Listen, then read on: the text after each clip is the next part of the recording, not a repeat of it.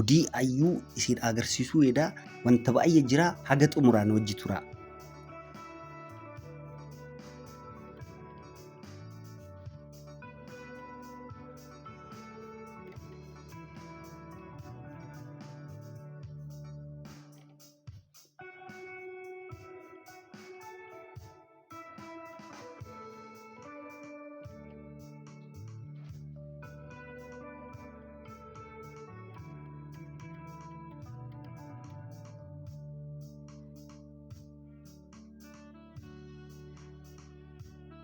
Assalamu alaikum warahmatullahi wabarakatuh. Kabajamtootaa fi jaalatamtootaa maamtii akkam jirtu nagaa jirtu akkuma jirtanitti nagaan keessan fayyaan keessan hawaayatu. Kabajamtootaa fi jaalatamtootaa maamtii wanta ajaa'ibaa isiniif fidee jechuudha. Haga xumuraa na wajji tura. Subscribe, like godhuu keessan hin dagatina. Like godhaa, like.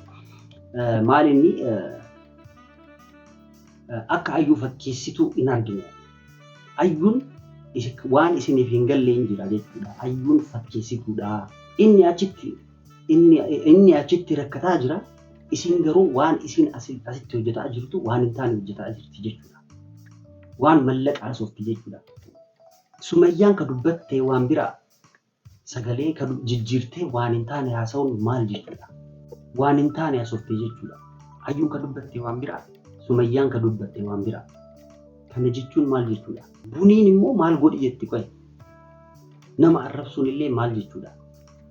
Sayid achitti rakkataa jira, bakki kam jira, akkam jira waan hin beekamne, waan tokko osoo hin beekamin nu isa soqaa jirra. Isiin garuu waan isiin daleede ani viidiyoo waraabe isiniif gallakkise isintu dubbadha, ani hin dubbadha. Viidiyoo laala haga xumuraa. Viidiyoo laaltan hin jira jechuudha. Haga xumuraa laala. Namaaf nama wal nyaachisuuf wanta godhaa jirtu kana yoo dandeette ayyuu dhiisi. Taane godhaa jirta. Anarraa immoo waan tokko wanta na darbuun jiru. Haga mana san deemee waan ati godhaa jirtu san waraabe. Waan tokko narraa hin darbu. Waan tokkollee narraa darbullee hin danda'u. Isinillee mee maal jettan? Baay'ee na arsite jechuudha. Waan nama hoolaa jettee hin arrabsiti. Arrabsuun maali?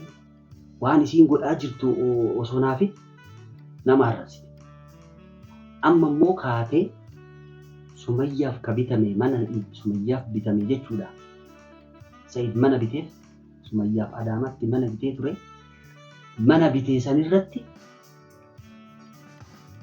seen hin jedne Sayid hin beekaa. Seen illee sin jedhu. Maal jechuudha? Kaatee mana Sumayyaaf bitametti kaseenti jechuudha. Kunoo viidiyoon ka agartan kana ayyuun mana Sumayyaaf bitee san irratti seente. Waan isin dubbattaniin egaa. Kunoo akkuma agartanitti manni kun mana Sumayyaati. Sayid biteef dubbate.